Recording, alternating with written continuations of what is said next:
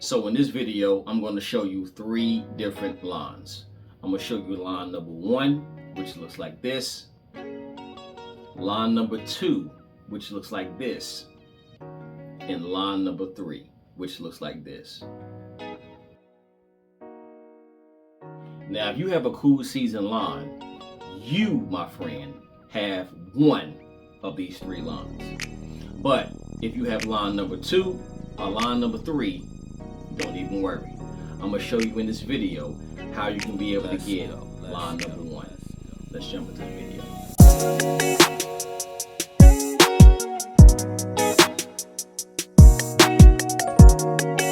So, if you have a lawn that looks like number 1, this lawn here looks completely flawless, right? And that's because it is. You can tell that the people who has these lawns, they take care of them very well. There isn't any insect damage. There isn't any heat stress damages. There isn't any fungus damages, nor are there any type of weeds that are percolating in the lawn. This is what I call high maintenance lawns. And trust me, when you elevate your lawn to this level, you're going to have a high maintenance lawn as well. Now, if you have lawn number 2, you better get out a pen and a piece of paper for this one, because you're going to need it. Now, most people are going to have a lawn that looks like this, meaning that there's going to be something that's going to be in that lawn. So let's go ahead and start from the top.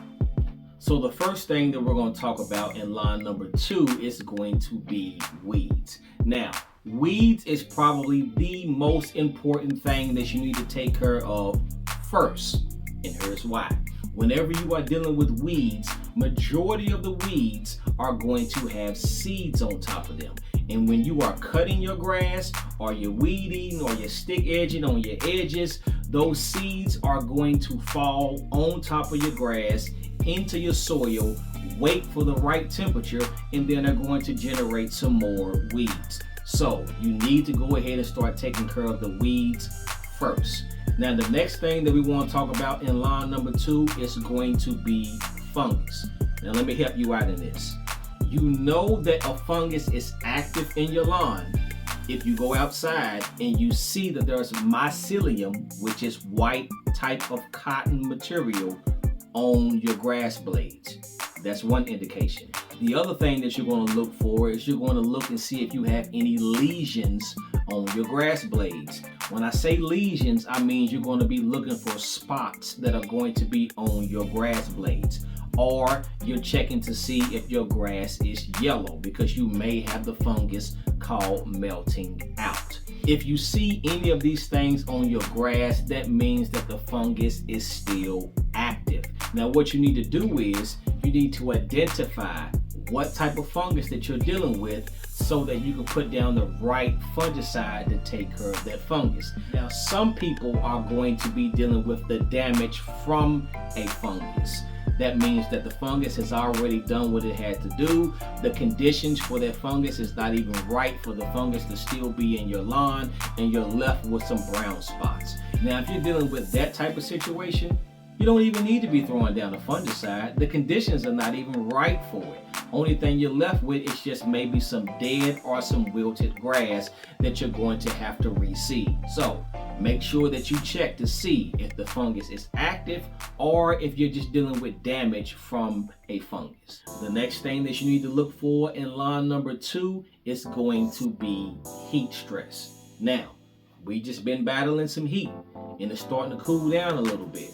A lot of people don't water their lawns properly, and some people don't water their lawns at all. If you do not know what heat stress looks like, I have a few videos that are specifically talking about heat stress, and I'll let you know what you need to do in order to bounce your lawn back from heat stress. Another video that a lot of people like is the difference between heat stress and fungus, because they both can look the same, but they're 2 different things. So if you're battling heat stress, make sure you check out those videos, but ultimately giving your lawn some water is what your lawn is going to need to get it to bounce back.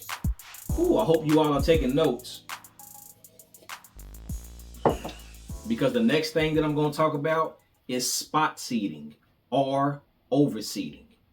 Now, this is going to be for the people who has bare spots or bald spots that is basically in their lawn. Now, some of these bare spots can come from you pivoting your tires, where you're turning your mower the wrong way, or you had some weeds in your lawn that you sprayed or you pulled up manually and it left a bare spot. Now, you see this weed right here?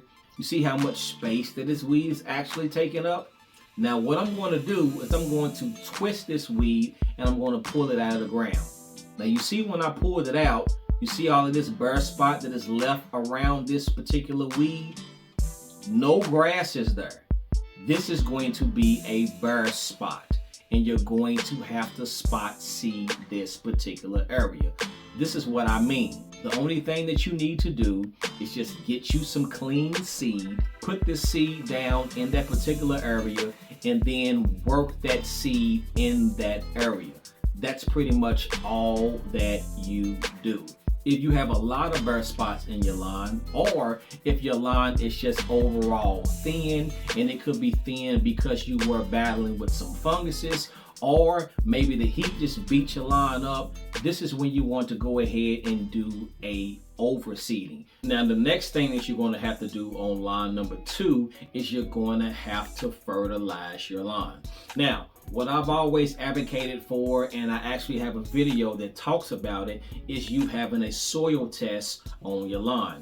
You having a soil test is going to basically determine what type of fertilizer that you need to use on your lawn, because it's going to let you know what you're deficient in. And in this type of situation, since you're going to be putting some seed down on your lawn, your soil test is going to let you know what your phosphorus levels are. The reason why I say that is because if your phosphorus levels are already high, there really isn't any need for you to be throwing down more phosphorus. And of course, starter fertilizers are going to have a lot of phosphorus in it. Now, if you want to throw down starter fertilizer, that is up to you, but you don't necessarily have to do that. So if you have a soil test, revert back to it, see what your phosphorus levels are. If your phosphorus levels are high, you don't necessarily have to use a starter fertilizer. If your phosphorus levels are low, go ahead and put your starter fertilizer down with your seed. Or if you're not doing any type of seeding at all,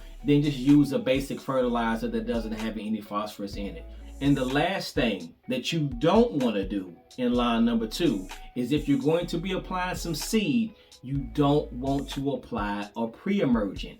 A pre-emergent's whole job is to prevent seeds from germinating. So it doesn't matter if it was a seed that fell off of a weed, or it's a grass seed that you threw down on your lawn because you're trying to grow some grass.